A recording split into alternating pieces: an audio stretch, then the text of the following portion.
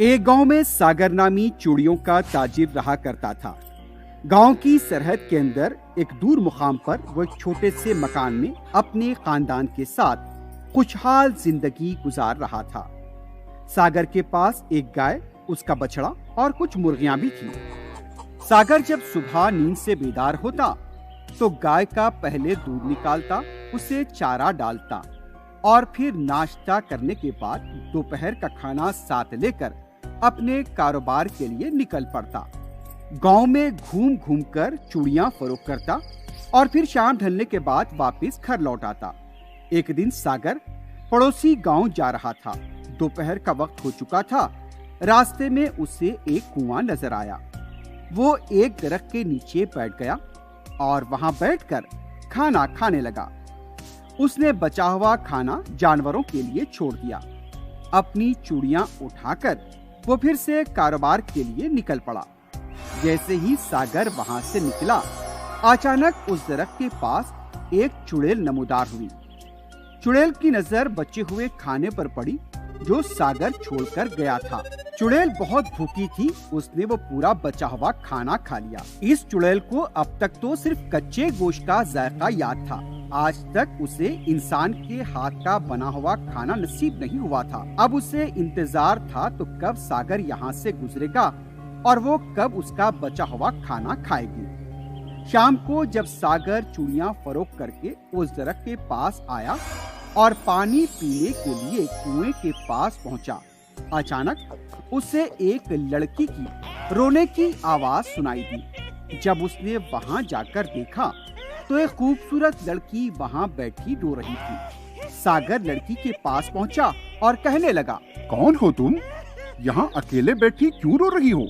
उसने लड़की से पूछा, मेरा घर बहुत दूर है। मेरा शौहर पता नहीं कहाँ चला गया। वापस आने का वादा किया था, लेकिन अभी तक वो नहीं लौटे। मुझे बहुत भूख लग रही है। लड़की को हिम्मत दिलाते हुए सागर ने कहा, तुम मेरे घर आ जाओ। वहाँ तुम बेफिक्र होकर खाना खा सकती हो। जब तुम्हारा शौहर आएगा उस वक्त तुम उसके साथ चली जाना। उस चुड़ैल को और क्या चाहिए था। भाई साहब, मैं आपके घर का सभी काम करूंगी, लेकिन आप अगर ये समझे कि मैं काम बराबर नहीं कर रही हूँ तो बराह मेहरबानी मुझे बता दीजिए। मैं आपके घर से चली जाऊंगी। सागर तैयार हो गया और इंसान की भेष में आई चुड़ैल को लेकर अपने घर की तरफ चल पड़ा। देखो, ये लड़की बहुत परेशान है। ये हमारे साथ रहेगी और काम करेगी। तुम्हारा क्या नाम है? ये पूछने पर उसने कहा, मेरा नाम दयम्मा है। चुड़ैल ने जवाब दिया। फिर दूसरे दिन से दयम्मा सागर के घर का तमाम काम करने लगी।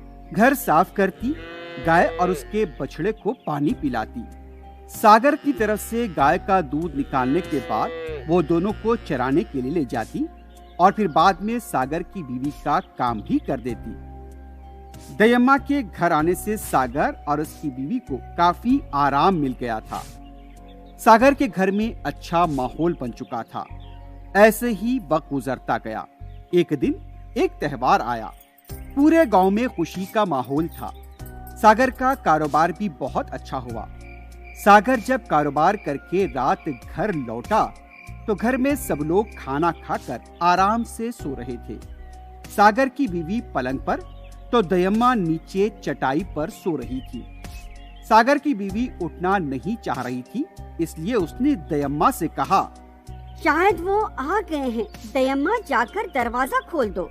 दयम्मा ने चटाई पर लेटे लेटे ही अपना हाथ लांबा किया और दरवाजे को खोल दिया।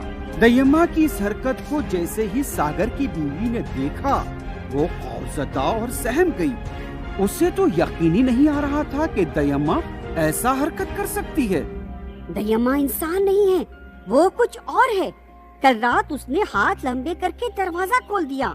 उसकी हरकतों से डर लग रहा है मुझे। कहाँ से उठा लाया आप उसे? सागर को अपनी बीवी की बातों पर यकीन नहीं आया। तुम बेकार के परेशान हो रही हो। ये तुम्हारा वहम है। परेशान मत हो तुम। लेकिन सागर के दिल में दयम्मा के बारे में शक शुरू हुआ। सागर जब घर के अंदर दाखिल हुआ तो दयम्मा सो रही थी। उसे नींद से उठाकर पूछने की उससे हिम्मत नहीं हुई। दयम्मा इंसान है या कोई और? सागर की बीवी को दयम्मा पर शक होने लगा था। और सागर भी परेशान था। दयम्मा को घर से निकालने का अब सागर मंसूबा बनाने लगा, लेकिन कैसे उसे यहाँ से निकाला जाए वो इस पर ही अब गौर करने लगा। लेकिन उसे दयम्मा की पहली बात अचानक याद आ गई। दयम्मा, हमारे घर के आसपास पहाड़ और जंगल है। यहाँ पर जंगली जानवर आने का खतरा लगा रहता है, इसलिए मैं घर के अतराफ दीवार बनाना चाहता हूँ। दयम्मा तो एक शैतान थी। उसने सबसे पहले ईंटें बनवानी शुरू की और एक ही दिन में दीवार भी खड़ी कर दी। दीवार के अंदर उसने वहाँ पर कई दरख्त भी लगा डाले और एक खूबसूरत बाग भी वहाँ पर बना डाला। गांव वालों को भी पता चल गया कि दयम्मा कोई सीधी साधी औरत नहीं है। अब गांव वाले यही सोचने लगे कि अब दयम्मा को इस गांव से निकालना चाहिए। वो सब मिलकर अब इस पर ही गौर करने लगे। सागर भी यही सोचने लगा था। गांव वाले भी अब यही चाहते थे कि दयम्मा को यहाँ नहीं रहने देना चाहिए। सागर, तुम दयम्मा को बाहर निकालो या फिर तुम गांव से चले जाओ। सागर के घर के अतराफ गांव वालों का हुजूम जमा हो गया। गांव वाले सागर के लिए मुश्किलात पैदा करने लगे। एक दिन जब सागर का खानदान घर के बाहर खड़ा था, एक बिल्ली चूहे का पीछा करते हुए वहां पर पहुंच गई। वो चूहा एक छोटे से सुराख में जाकर छुप गया। ये सब सागर का बेटा देख रहा था। दयम्मा, दयम्मा, चूहे को बाहर निकालो दयम्मा।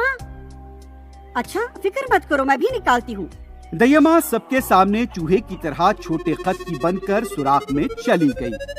सागर इस मौके की ताक में था। उसने वहाँ पड़ी मिट्टी में पानी मिलाया और सुराख को बंद कर दिया। उसके बाद गांव वालों ने कभी भी दयम्मा को नहीं देखा। Hi kids, hope you like the video. Subscribe for more videos. Visit us